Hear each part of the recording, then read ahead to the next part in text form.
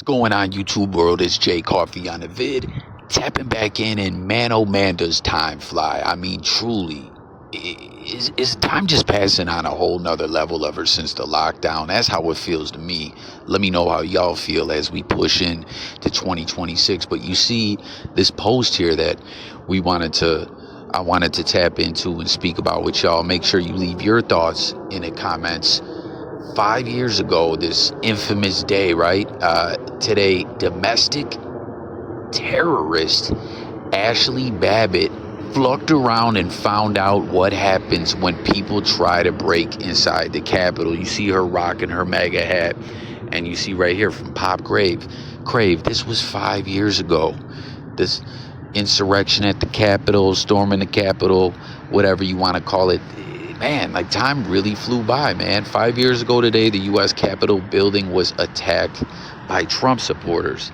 Now, I want to know from everyone out there, whether you're a Trump supporter or not, do you believe Trump pushed for that through the things that he said? I know he ended up getting deaded off social media. All that's been taken back, and obviously he's back in office, and he's back on social network and all that. And aside from that, had he already started his Truth Social when that happened, or was that a result of him being deaded off social network? I don't recall, but fill me in the comments. But see people saying she's burning in hell. You mean the white female veteran who was offed in cold blood by, what? Did that happen? I'm sure. Oh, by the black mall cop? What are people talking about? She's deceased. I didn't peep this when I was going over this story. No, she means the traitor that wouldn't comply with police authority and unlawfully tried to enter an unrestricted area and got popped. He knows, trying to play dumb, shaking my head. No, they're talking about the white female assailant that accosted a federal agent and got popped.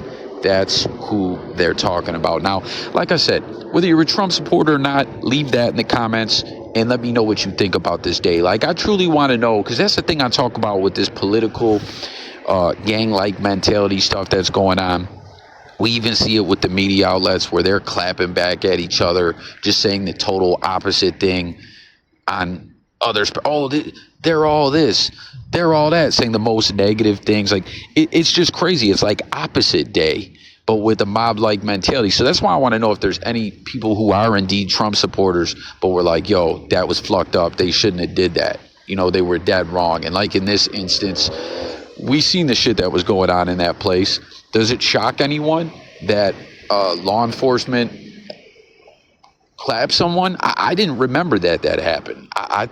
Because I recall a lot of people being like, man, look at the scene that was up in here. How were people not laid down? Not that you're hoping to see people get off by law enforcement, but like, how did it not happen? So I'm just interested to know if there's actually any Trump supporters out there who are like, yo, I'm a Trump supporter, but they were dead wrong for doing that. You know what I mean? Because that's the thing where everyone just seems to blindly, like, if you like this person, they can just do no wrong. Like, whatever happened would just happen to just having a honest debate. And like, you know, just because you fluck with someone, they can still do wrong. Like, let's not get with this mob-like mentality type shit. You know what I'm saying?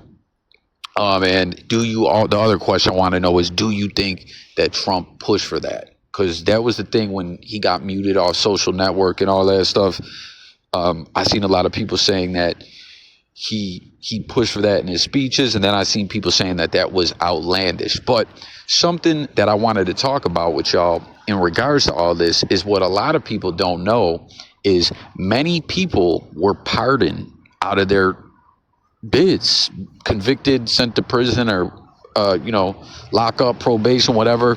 Trump pardoned a lot of the people out of it. And that's what brings us to this report here. Justice, 5 years after January 6th, dozens of pardoned insurrectionists have been arrested again. And then look at this. The charges range from possession of child pornography to actual assault to child molestation. Can you, like, this is some sick, twisted ish. And aggravated kidnapping. So, and you see that picture here, Trump supporters clash with police and security forces as people try to storm the Capitol on January 6, 2021 in D.C. Now check it out. When President Trump, on the first day of his second term, granted clemency to nearly 1,600 people convicted in connection with the Capitol riot on January 6, 2021, Linnea Hanel Stucknell, if I'm saying her name correctly, immediately set up a Google alert to track these individuals and see if they'd end up back in the criminal justice system. So, what was it? Almost 1,600 were pardoned. I don't know the exact, maybe we'll pull it up at the end of this video, but if I don't, please leave it in the comments how many people were convicted and sentenced. You know what I mean? I'm interested to know, like 1,600, what's the percentage of all the people convicted behind this situation? Hanel Stunkel, who works at a government watchdog nonprofit, said she didn't want people to forget the horror of the day, despite the president's insistence that it was a nonviolent event, a quote-unquote day for love. The digital director at Citizens for Responsibility and Ethics, acronym is CREW, in D.C., said that Google alerts came quickly. The list eventually became a more formal report published in December that ID'd at least 33 insurrectionists who have been rearrested, charged, or sentenced for other crimes since January 6, 21. The charges range from those nasty, wicked charges we mentioned earlier, which I'm not going to mention again. Y'all can see it right on the screen. Many incidents occurred before the pardons. Only 4 insurrectionists allegedly reoffended since receiving their pardons. Quote, I found it really disturbing that the pardons put people on the street again who had been held to account. All that was swept away with the stroke of a pen, and that has consequences, mostly for the women and children in the orbit of these insurrectionists. At least 6 of the pardoned insurrectionists are charged with committing child X crimes, disgusting, wicked demon crimes. 5 were charged with illegal possession of weapons, including 2 who had previous DV convictions, and 2 were charged with rape. Among them were John Daniel Andres, a man in Maryland who was sentenced to 60 days in jail. Sorry, y'all, we got a fucking alarm going off over here. Oh, good, they got it expeditiously. Thank you for that. In June 25, after repeatedly violating a peace order similar to a restraining order submitted by the mother of his child, aka baby mama. Quote, I was surprised, honestly, by how fast it all added up. I would have thought that people might take this as a chance to reform, but it was demoralizing to get deep in the weeds and see a level of seriousness to these crimes. It really hit home how dangerous the pardons are and the overlap of those committing serious crimes and being at January 6th. It is pretty staggering to me.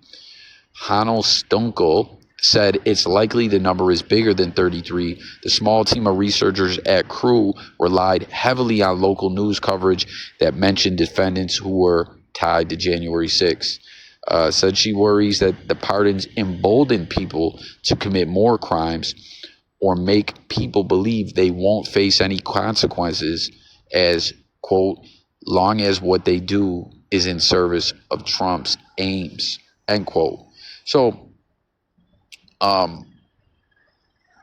unconnected to that, I just want to say, what do y'all think about that, man? Because unconnected to that, what I wanted to bring up is I've seen people and who got in trouble growing up, right? And a lot of them, whether it was connections that their family had or their family throwing money at the problem or them just getting let off, right?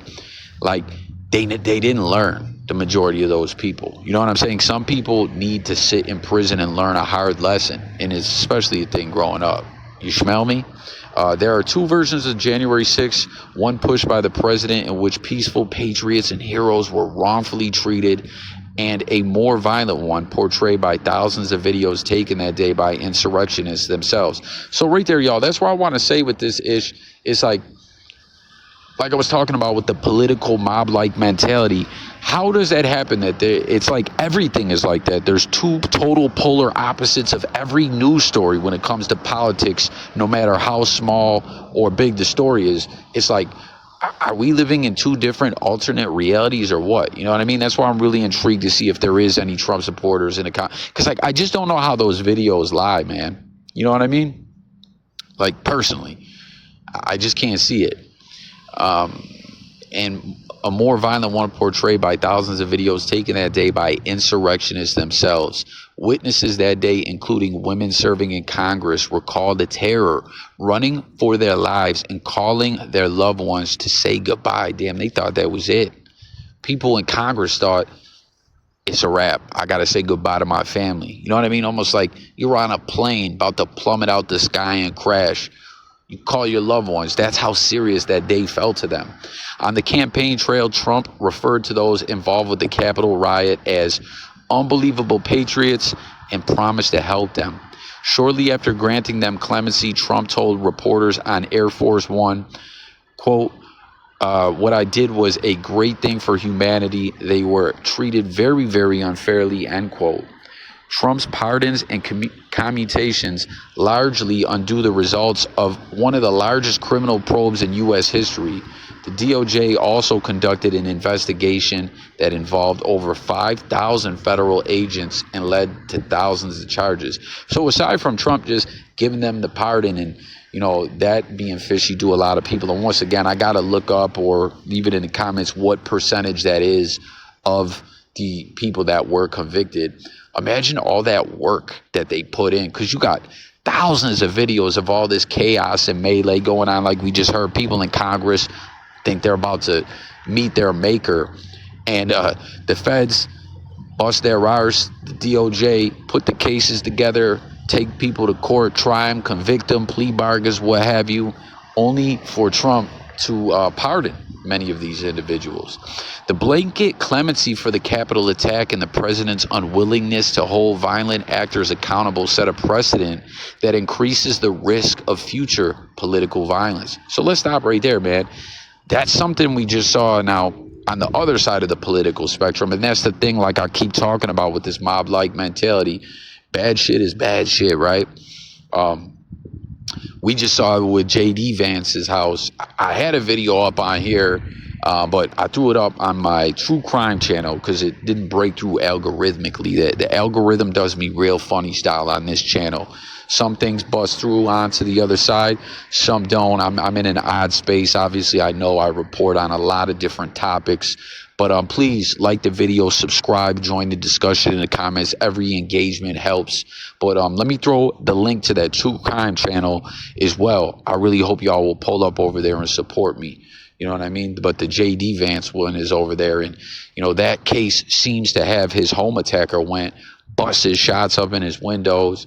And it seems that there's political motive behind it, as the alleged attacker, the suspect who is in custody, seems to have ties with his Harvard educated father, who's a doctor. And, you know, it's just crazy. It seems from the reports I've been seeing, right, that there is a political motive possibly to this, and this shit is wild. And then you know, they're saying that these people being given clemency, more or less, it's like sent the message out where a lot of people feel like if they're doing things in the good graces of POTUS, Trump, they'll get out. And then the other side is like, yo, fuck it, we want to bring the drama. Like that happened, so now we're on some shit. That it just was a real infamous day, not just because of the crazy events that took place in, you know, the large DOJ case in which we're reading of right now, but it set the tone for more shit like this to happen. That's scary shit, man. You know what I mean? I know some people probably hop into the comments and be like, y'all are talking about the political drama. Read between the lines, you know, on this conspiratorial type vibes. People are pulling the strings and making this happen. This is all a part of a bigger master plan. Does anyone believe that? If so, Leave it in the comments. Once again, over here, if you're new, it's all about just talking with you guys about different news topics on everything from sports to music to crime to current events, all that. So tap in. Felt most acutely by women. According to a recent survey conducted by the Bridging Divides Initiative at Princeton University, women in local offices reported large increases in hostility in the third quarter of 25. About 83% of women officials, up from 71% in the previous quarter, said they were less likely to engage in political or civic activity due to insults, harassment, and physical threats. Shannon Hiller, exec director of the Bridging Divides Initiative, said she spent the first half of her career working with other countries on how to emerge from conflict. She learned that to build a durable peace and move forward from violence, there has to be agreement on the basic details of what happened. Quote, the president's continued insistence on spreading false narratives about January 6th over the past year, including about very real violence and threats that day, suggests that we are moving even further away from that shared understanding. Shared Hiller, who is also a security fellow at the Truman National Security Project. On the 5th anniversary of the Capitol riot, Trump supporters held a memorial march in D.C. to honor Ashley Babbitt, who is the individual we saw mentioned in this tweet here. A 35-year-old vet who was the sole rider offed by police that day. Okay, so it was only one. Like I was saying, I remember so many people being like, man, what's really good? Why did the police not act? It seems there was only one incident in which they did when it went like this. She was shot as she tried to enter the area outside the House chamber where many members of Congress were, and has since been portrayed as a martyr among Trump supporters. The former leader of the Proud Boys and other pardoned insurrectionists were in attendance at Tuesday's march.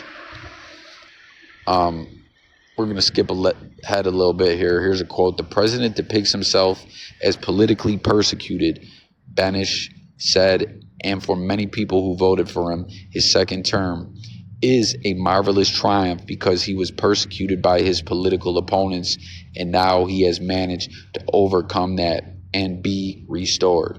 So that's going to do it for this. We skip one little paragraph there, but 5 years later, let's pull up that total number real quick. This is just some quick half-ass internet research, and it says nearly 100% of those convicted for the January 6th Capitol riots have received some form of presidential clemency. It says approximately 1,500 received full pardons. This group included the vast majority of roughly 1,270 people convicted of crimes related to the event, and 14 got commutations, so their sentences were changed to something that got them out more or less.